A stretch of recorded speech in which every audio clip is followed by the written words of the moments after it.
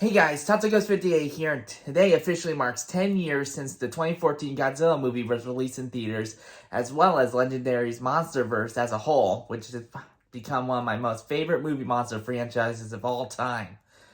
And to celebrate the occasion, I've decided to rewatch the original 2014 Godzilla teaser trailer and see how much the franchise has improved over the years. Now, I grew up watching Godzilla.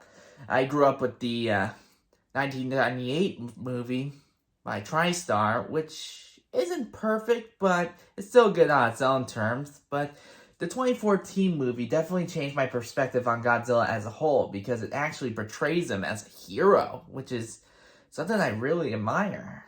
Because usually giant monsters, they like destroy cities and stuff. That's like the whole gimmick. But he's not actually doing it on purpose. He's just trying to protect the world. And I know he probably does it in the original movies too, which I haven't watched too many of. I've seen a couple of them, but the Monsterverse is probably my favorite portrayal of Godzilla and Kong as a whole. So, let's jump right in and see what the teaser trailer has to offer us today. And click.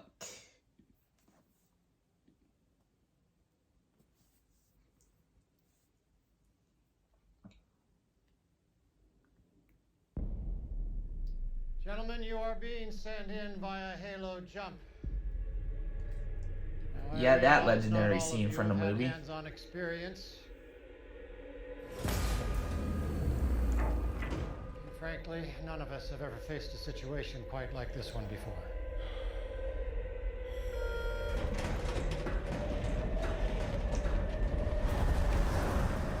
But I would not be asking any one of you to take this leap if I did not have complete faith in your ability to succeed.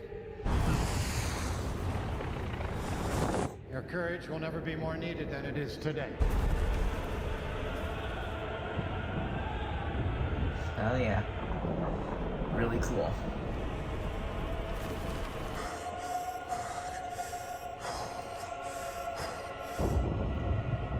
There's a destroyed city. They are coming down. Flare steams or whatever that is supposed to be. Pretty sure those are flares. Oh, there's Godzilla. But they don't show the Mudo though. I guess that's to avoid spoilers and add suspense.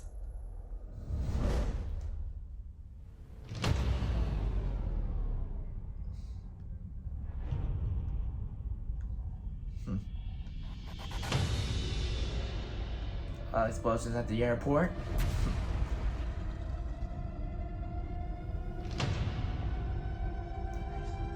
Yeah, no trace of the Mudos whatsoever. Because at the time, I didn't know there was going to be another monster in the movie. I just thought it was going to be Godzilla destroying the city.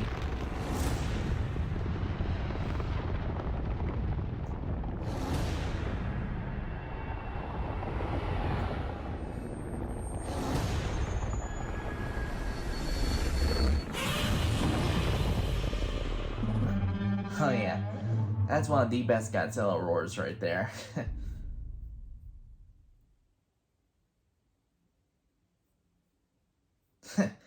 Okay, yeah, that was really good. Looks like they put in some clips from the official movie in there, so it wasn't completely different from the final project, but they did change the scenes so they wouldn't have the Mudo monsters in it, which ended up being the main monster villains of the film. Because I just thought it was going to be Godzilla in the whole movie at first. I did not think they were going to add other monsters into the movie until I saw it like a week later. Yeah, that's a detail I admire. Trailers like this. Anyway, I'll be honest, the 2014 Godzilla movie is kind of my least favorite of the Monsterverse franchise, because it's a good movie. I cannot deny that. But there were just too many issues with it. Like, the main issue is it's too dark. Like, that was like an issue in the lighting department and they just never really fixed upon. Like, you can barely see the fight scenes or anything unless you, like, really brighten up the TV, which isn't always easy. Anyway, what most people don't realize that this is actually North America's second attempt at a Godzilla movie after the 1998 Godzilla movie. And this one turned out to be the better one. Because nowadays, the 1998 Godzilla, he's just mainly known as simply as Zilla now. He's his own separate monster now. Mostly known as Zilla or Gmo, Godzilla in name only. Gmo. It's Gino. Had a little bit of forgot a moment there, but mostly Zilla. That's the version I grew up with, but this 2014 Godzilla movie kind of changed my perspective on Godzilla as a whole. And not too long after, I found out they were going to do Kong Skull Island, Godzilla King of the Monsters, and Godzilla vs. Kong, maybe a week or so later. I found out they were going to do those. And I've been anxious for those ones too, because I did not think they were going to do a whole universe franchise based on a whole new franchise as a whole. But all the movies just got better afterwards.